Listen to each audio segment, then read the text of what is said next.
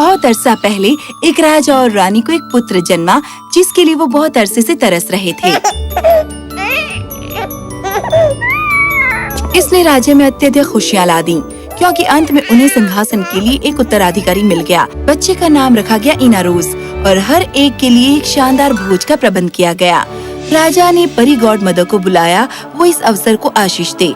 पर जैसे ही उसने नए जन्मे राजकुमार पर नजर डाली, उसकी खुशियों भरी मुस्कान गायब हो गई। क्या कोई बात है जो तुम्हें परेशान कर रही है? ये बहुत ही सुंदर लड़का है, पर बहुत अफसोस की बात है कि भविष्य में उसके लिए क्या है। क्या मतलब है तुम्हारा? उसके भाग्य में लिखा है कि वो बहुत बड़े खतरों का सामना करेगा, या एक सांप से, या एक मगरमच्छ से, या एक कुत्ते से। यदि मैं इसे बचा सकी तो मैं इसे बचाऊंगी, पर ये मेरी सामर्थ्य से परे है। राजा सख्ते में आ गया और अत्यधिक चिंताग्रस्त हो गया। जल्दी जल्दी में उसने एक पहाड़ पर किला बनाया अपनी इकलौते बेटे को बचाने के लिए। उसने पहरेदारों को नियुक्त किया, 24 घंटे उस पर नजर रखे। इनारोस उस किले के हदबंदी में ही बड़ा हुआ। वहाँ अध्यापक नियुक्त किए गए उसकी शिक्षा के लिए और युद्ध प्रशिक्षण के लिए।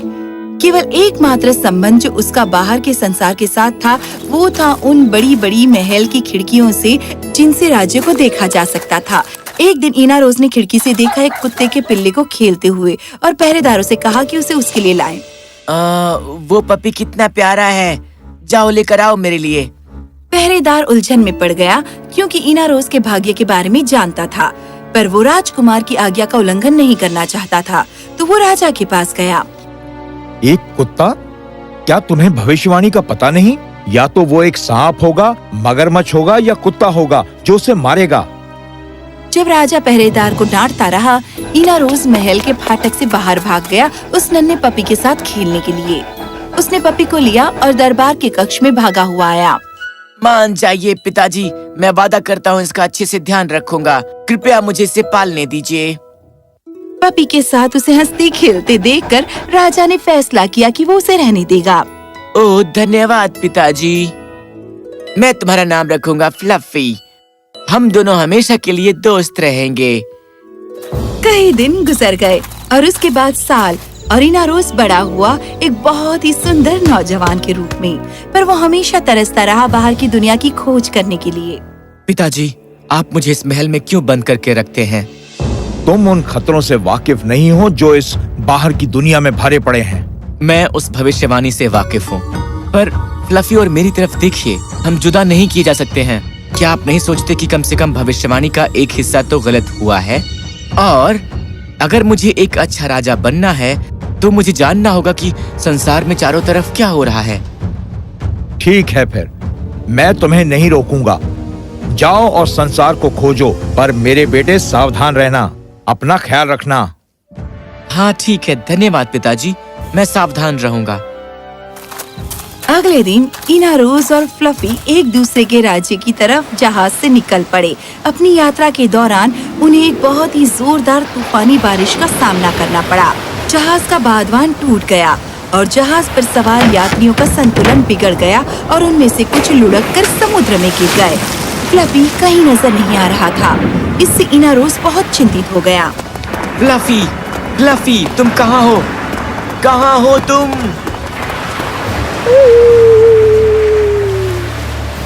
बिना कुछ सोचे इनारोस समुद्र में कूद गया अपने सबसे प्यारे दोस्त को बचाने के लिए। ओह फ्लफी, फ्लफी मेरे दोस्त, मैं तुम्हें खोना नहीं चाहता। आलिंगन के उस क्षण इनारोस ने एक मगरमच्छ की तरफ गौर किया जो उसकी तरफ तैर कर आता दिख रहा था। फ्लफी को कसकर पकड़ते हुए वो तेजी से जहाज की तरफ तैरा।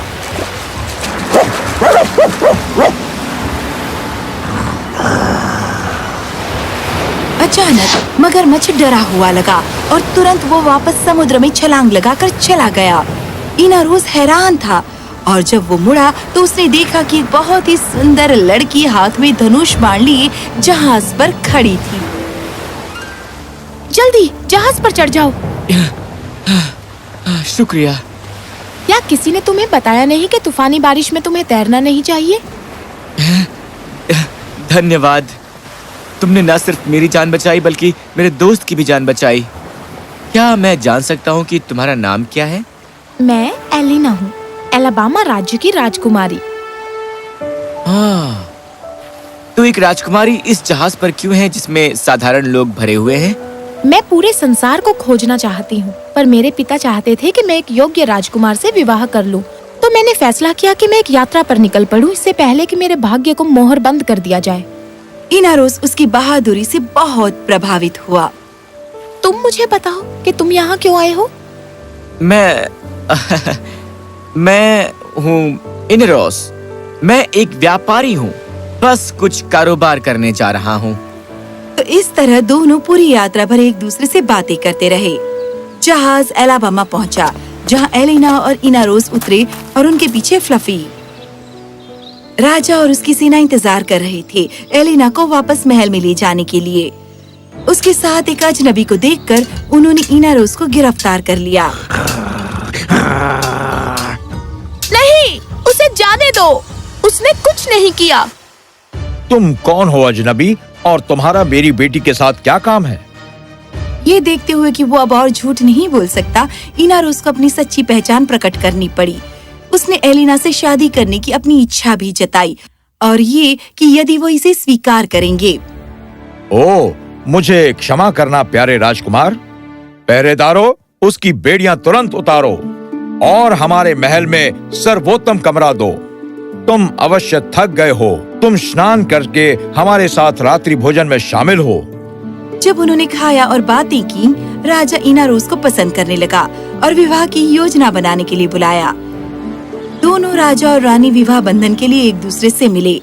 इनारोस और एलिना के लिए एक शाही विवाह का आयोजन किया गया, पर इनारोस अपनी होने वाली पत्नी से अपने भाग्य की सच्चाई छिपाना नहीं चाहता था।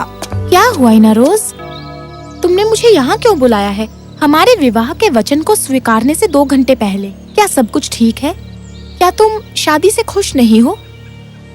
ऐसा कुछ है जो मैं तुम्हें बताना चाहूँगा। अब मैं तुमसे और इसे नहीं छिपा सकता हूँ। क्या बात है, बताओ। इनारोस ने उसे उसी भविष्यवाणी के बारे में बताया जो परी गॉड मदर ने की थी। उसने इसका भी जिक्र किया क्योंकि एलिना ने उसे मगरमच्छ से बचाया था, तो उसके भाग्य का दूसरा भाग भी खारिज कर दिया गया था। मैं इन सब में विश्वास नहीं रखती, पर मुझे विश्वास है प्रेम में, और मैं बाकी की जिंदगी तुम्हारे साथ बिताना चाहती हूँ।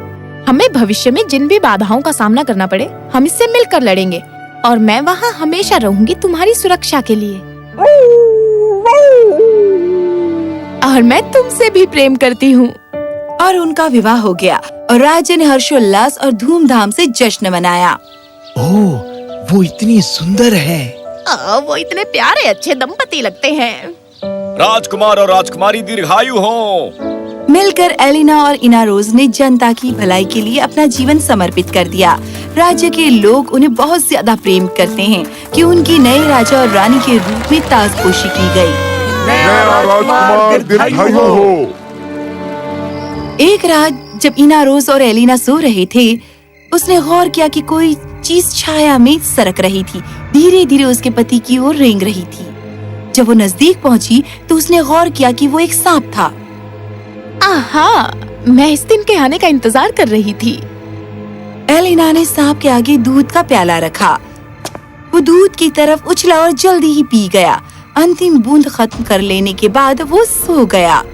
होशियार और बुद्धिमान एलिना ने सांप से सामना करने का पूर्वानुमान लगा लिया था और उसने दूध का एक प्याला जिसमें जादू की जड़ी बूटियां मिलाई थी अपने पास ही रखा था, जो सांप को नींद में सुला देता।